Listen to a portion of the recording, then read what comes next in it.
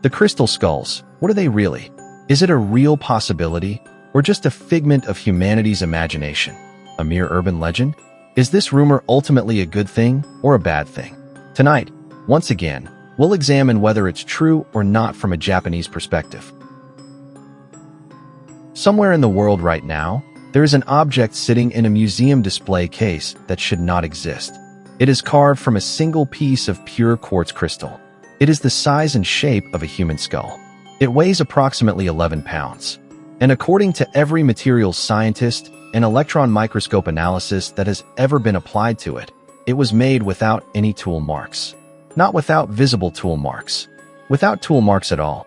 Modern lapidary technology, diamond-tipped precision cutting equipment, computer-guided rotary tools, leaves microscopic traces on quartz crystal that are detectable under electron microscopy. Every known human carving technique leaves evidence of itself in the material. The crystal skulls leave nothing. Either they were made with a technique that no scientist has yet been able to identify, or they were made with no technique at all. And those are not the only two possibilities that have been seriously proposed. Part 1. Introduction. The crystal skulls sit at the intersection of several things that human beings find deeply and specifically unsettling. They are made in the shape of the human skull, the object that every culture in human history has used as the primary symbol of death, mortality, and the threshold between the living world and whatever lies beyond it. They are carved from quartz crystal, a material that has been associated across virtually every major ancient tradition with supernatural perception, clarity of vision, and the amplification of consciousness. And they appear, according to the most credible analyses, to have been manufactured by a process that does not exist in our understanding of what ancient people were capable of.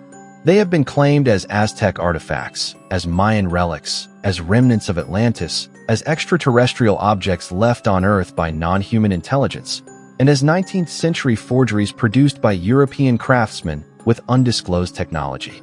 Every one of those explanations has evidence in its favor. Every one of them has evidence against it.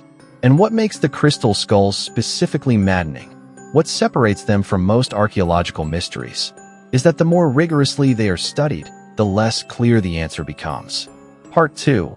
Background quartz crystal has occupied a singular position in human material culture since before recorded history. It is piezoelectric, meaning it generates an electrical charge when subjected to mechanical stress. This property, discovered in the modern scientific sense by Pierre and Jacques Curie in 1880, was being exploited practically by ancient cultures thousands of years before anyone understood the physics behind it. Quartz crystal was used in shamanic practice across the Americas, Siberia, and Southeast Asia as a tool for healing, divination, and communication with non-ordinary reality. The skull as an object of reverence has similarly deep roots. In Mesoamerican cultures, the Aztec, the Maya, the Toltec, the skull was not a symbol of fear.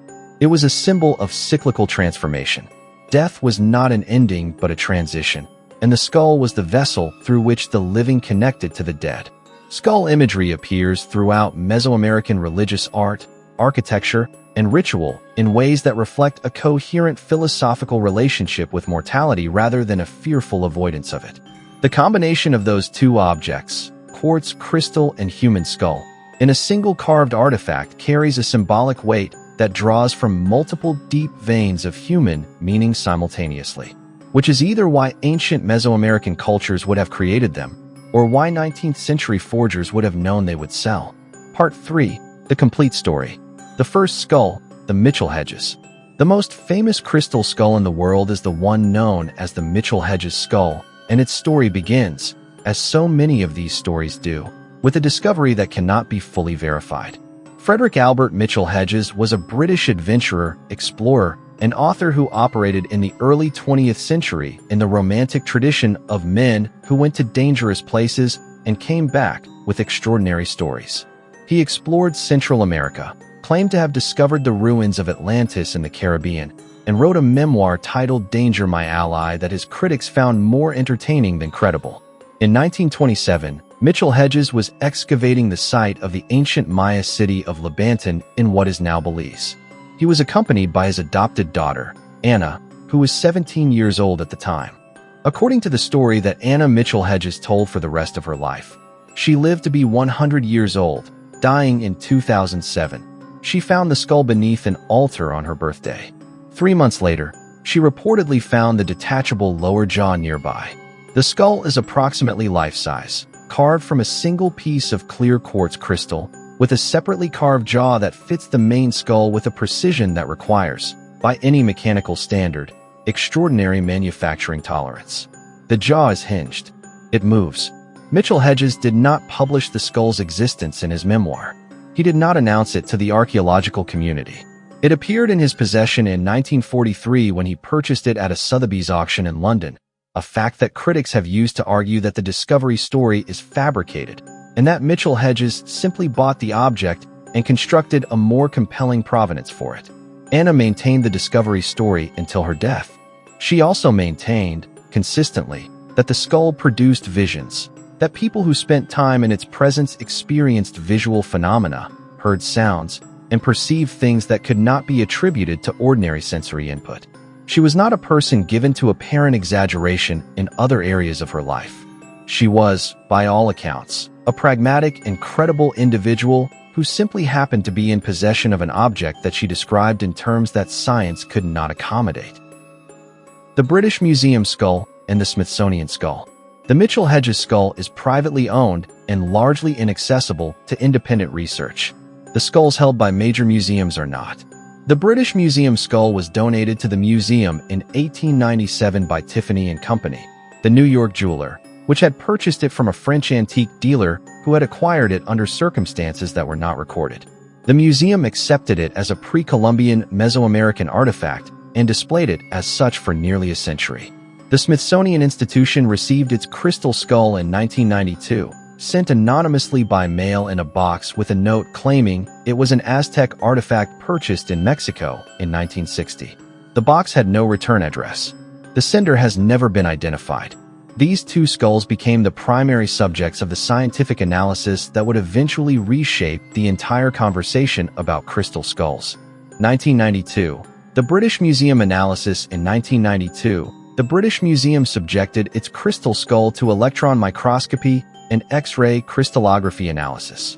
The results were not what museum officials had anticipated. The analysis found surface features on the British Museum skull consistent with the use of a rotary lapidary wheel, a modern tool that did not exist in pre-Columbian Mesoamerica.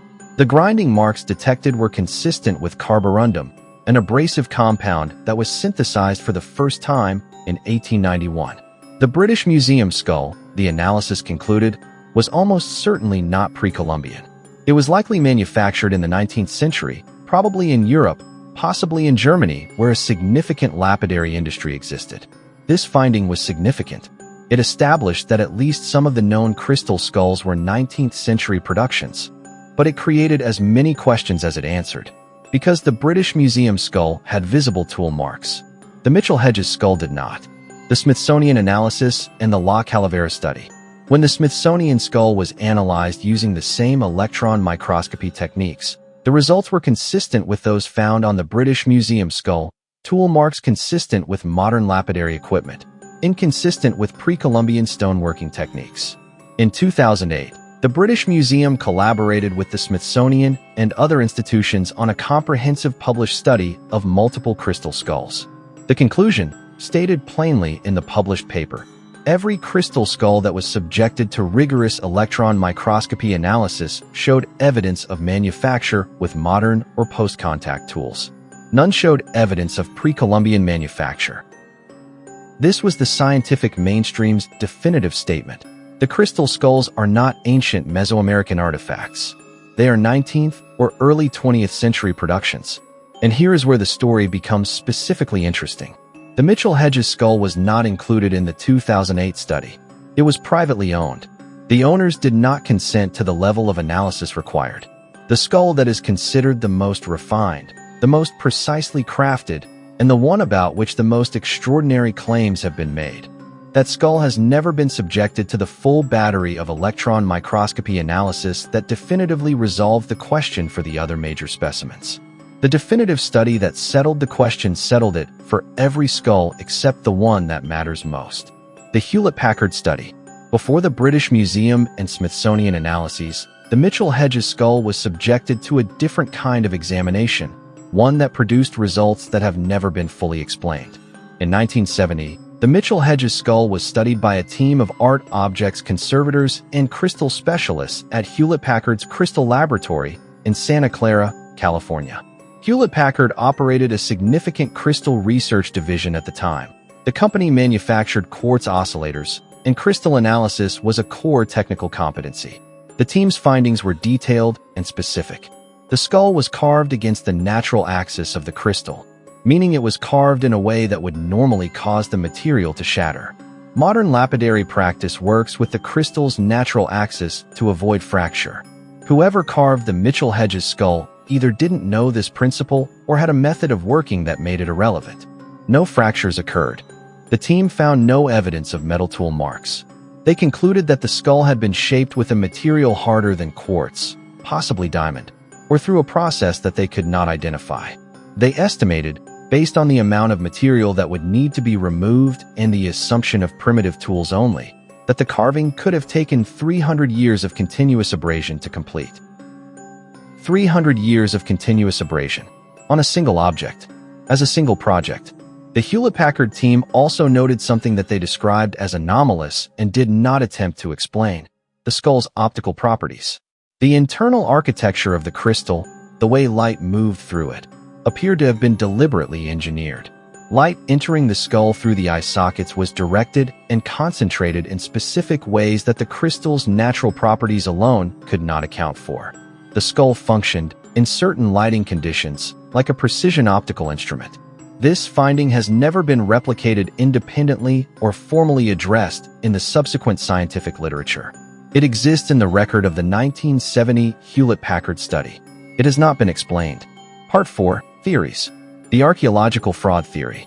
The mainstream scientific position, as established by the 2008 multi-institution study, is that the crystal skulls are 19th century productions manufactured in Europe, most likely in Germany, where the lapidary industry in Idar-Oberstein was producing high-quality quartz carvings during the period when most of the major crystal skulls first appear in the historical record.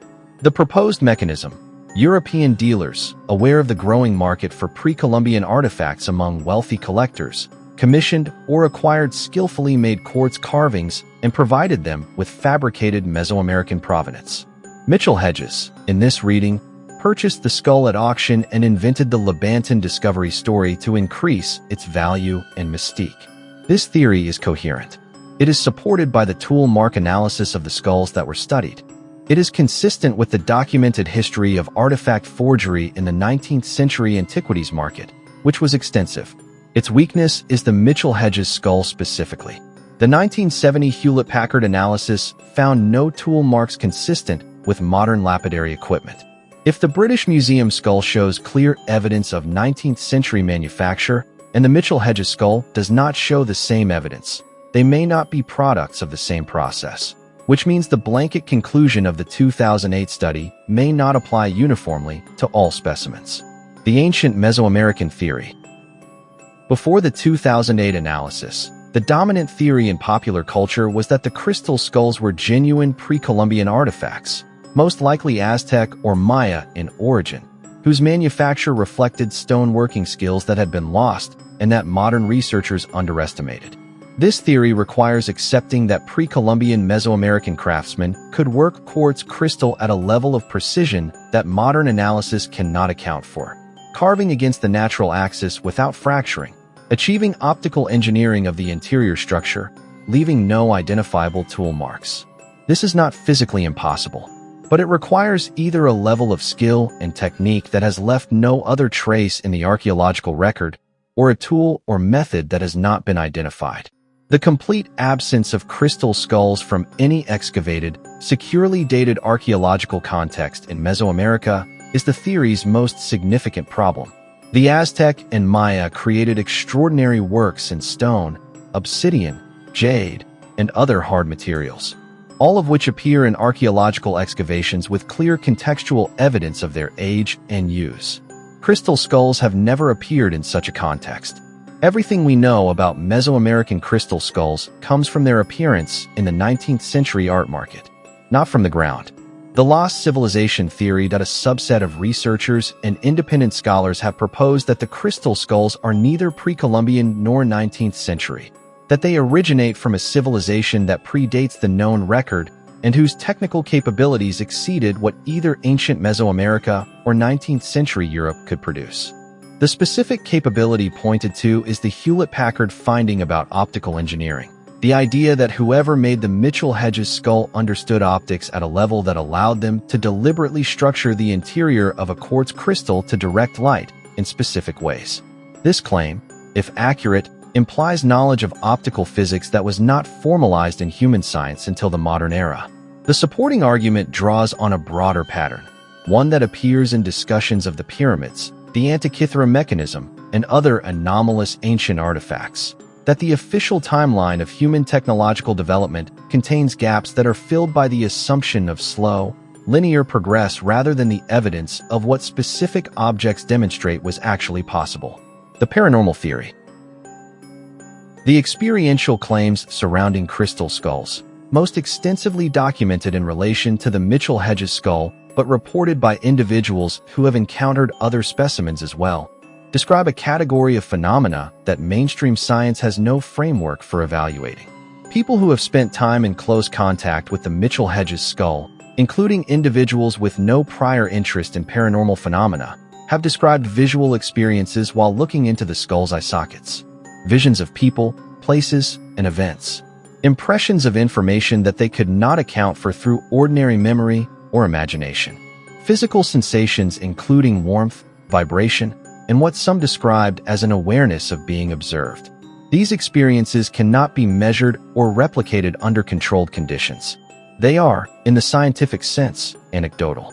But they have been reported by enough people, in enough independent contexts, with enough consistency in the specific character of what is described, that dismissing them entirely requires accepting that a large number of otherwise credible people are fabricating remarkably similar experiences. The quartz crystal's piezoelectric properties offer one potential physical mechanism. A crystal of that mass under slight mechanical stress could theoretically produce low-level electromagnetic fields that might interact with human neurological sensitivity. This is speculative. It has not been tested. The extraterrestrial theory. At the furthest edge of the proposed explanations is the theory associated with a tradition of claims that crystal skulls are not human artifacts at all, that they were either manufactured by non-human intelligence or that they are tools left on Earth for human beings to find and use at a specific moment in their development. This theory draws from indigenous traditions in several cultures that describe crystal skulls as gifts from celestial beings, though the origins of those traditions, and whether they predate contact with the European crystal skull market, are difficult to establish. The extraterrestrial theory cannot be evaluated by conventional evidentiary standards. It is included here because it represents one of the poles of the cultural conversation around these objects, and because the specific manufacturing anomalies that the more credible analyses have identified do not have satisfying explanations within the conventional framework, which creates the space in which more radical proposals find purchase. Part 5. Deep Analysis. 3 specific points where the available evidence creates problems for clean resolution. First, the tool mark asymmetry. The 2008 multi-institution study established, convincingly, that the skulls it examined showed evidence of modern manufacture. But the study could not examine the Mitchell-Hedges skull. The conclusion that all crystal skulls are 19th century forgeries is therefore a conclusion drawn from a sample that excludes the specimen most likely to challenge it. This is not a minor methodological note. It means the definitive scientific statement on crystal skulls is definitive only about the skulls it actually studied, and agnostic, by default, about the one that matters most. Second, the Hewlett-Packard optical finding. The 1970 study found that the interior optical structure of the Mitchell-Hedges skull appeared to have been deliberately engineered. This finding was published in the report produced by the study team. It has not been addressed in any subsequent peer-reviewed scientific literature. A finding about a famous and widely studied object.